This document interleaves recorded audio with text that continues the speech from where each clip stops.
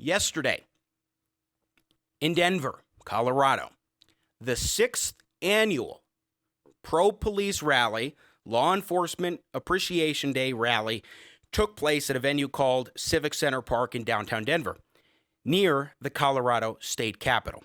One nation, under God, indivisible, with liberty and justice for all.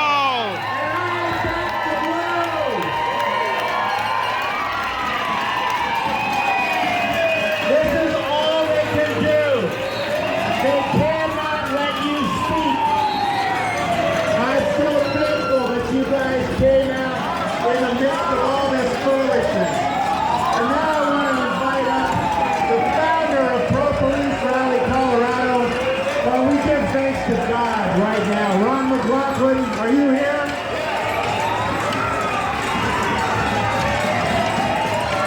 I want to thank each and every one of you for coming out today. We do have a First Amendment right. We are allowed to say what we want to say in this country. So say what you have to say. But we will start this thing off in a moment of... We gathered together, a number of us, for the 6th time in a 5-year period. So first time was July 19th, 2015. This was not a random event that has never occurred before or that was specifically tied to the protests that we're seeing across the country. This is something that has been going on for years. And I've been a proud participant for, I think, maybe five of the years in downtown Denver. And I've been able to perform harmonica along with the band, and it's always a good time. It is really a wholesome time. It was family friendly for years until yesterday.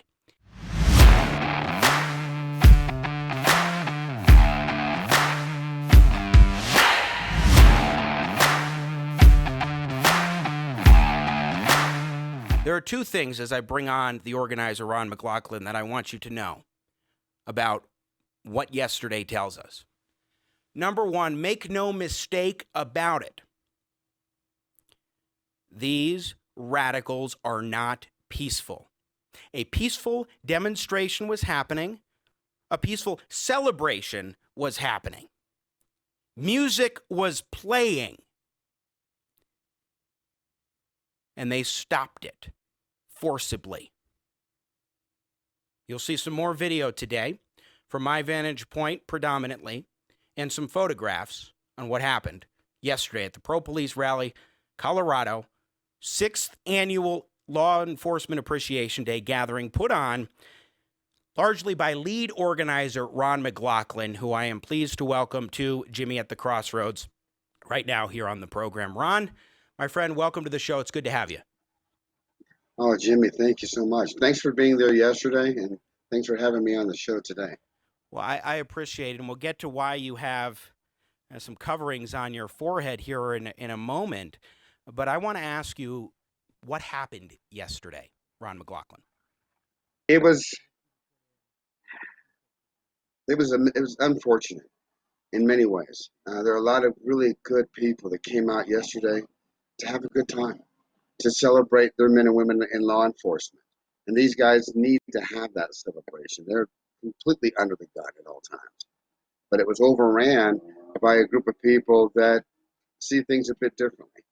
And it could have been handled differently by our police as far as I'm concerned. The chief and I did speak on Thursday and again on Friday about this event. I was on the phone with another member of the police department leading up to this event throughout the day, and what was going on across the street. I had people that were watching to see how things were going to unfold across the street. They were unimpeded. They got riled up, and they were just let go. And eventually the guys that really wanted to do what they need to do, which are the police guys on the grounds, eventually they were allowed to actually step in. But at that point, they were doing not much more than just showing a presence. And they were allowed to overrun the people that we have a permit. It's a space that we've been at consistently. It's our 6th one. The chief knew very, very well what was going on. And they never put anybody to block anybody from coming in to see us. That's unfortunate. Ron MacLachlan, when you were in contact with the police, particularly in the lead up to this rally, what did they tell you? Did they support your effort to do this, at least the chief of police and his top brass? Did they discourage you from holding the rally? Did they suggest other venues? Now, bear in mind, for the last 6 weeks, we've really been pushing this on Facebook. At that point, we weren't at quite 60,000 feeds that have gone out. 3,000 likes, another 1,000 shares on just my page alone, not to mention everybody else's page. Thursday afternoon, I get a phone call, and they're asking me if I would change the venue and move it over to Pepsi Center and be out there. Not like inside the Pepsi Center, but out at the Pepsi Center where there would be space to put us up. Why? They were afraid that something like this might happen. There's a group of an organized group that's on the other side of the Veterans Park over by the Capitol. That's all about socialism, or not socialism, basically communism. It's ridiculous crap that these guys are into, from my perspective. But they were concerned that these guys might come over, and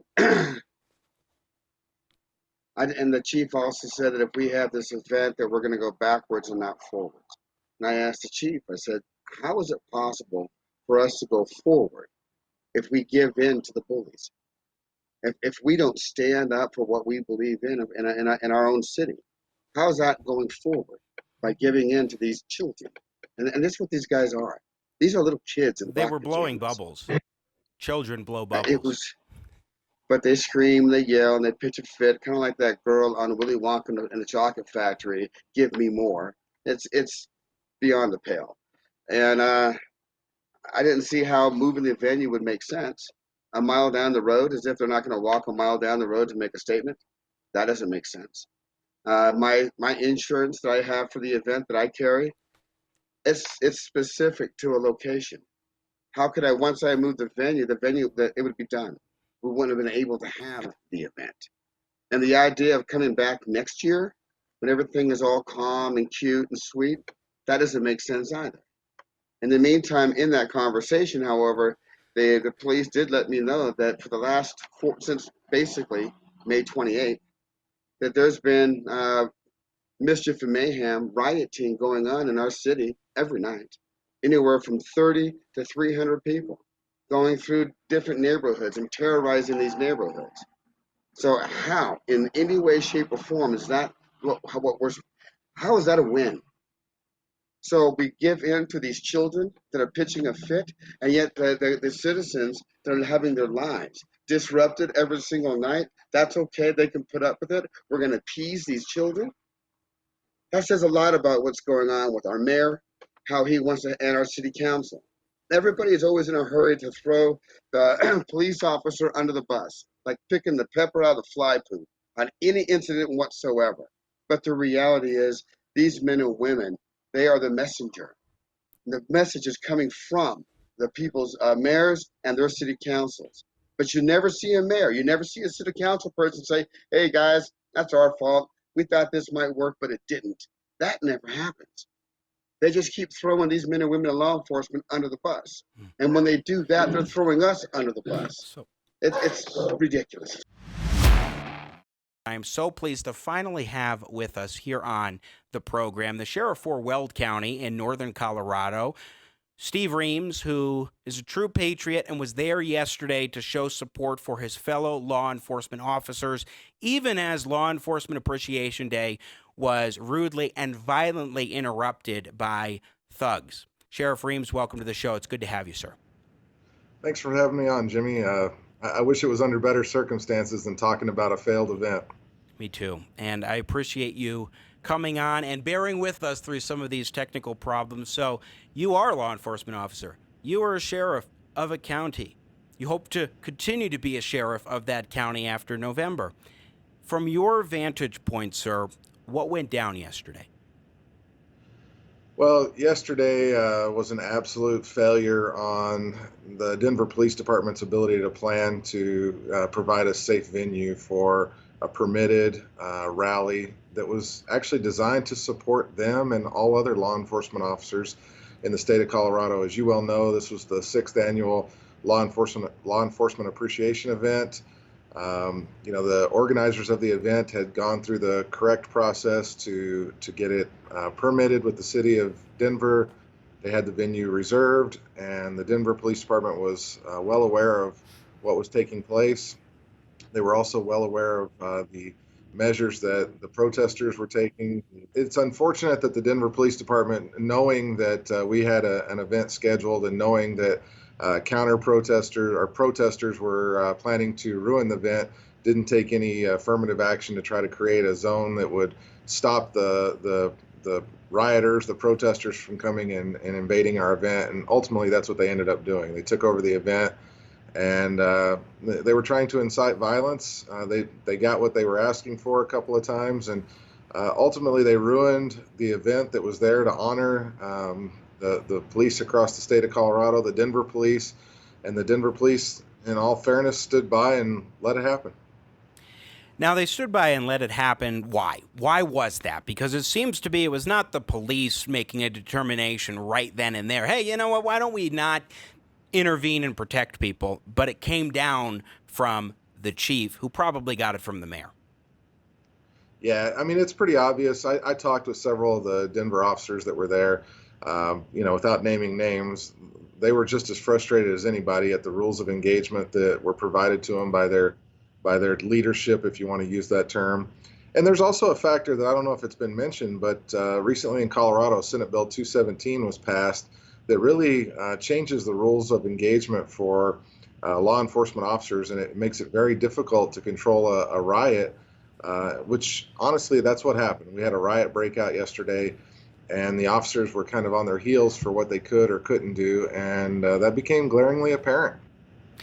Yeah, again, we're talking with Steve Reams, sheriff for Weld County, Colorado, which is in northern Colorado. And when we look at what happened yesterday, I've been making this point with every guest, and I'm wondering your thoughts on this, Sheriff Reams.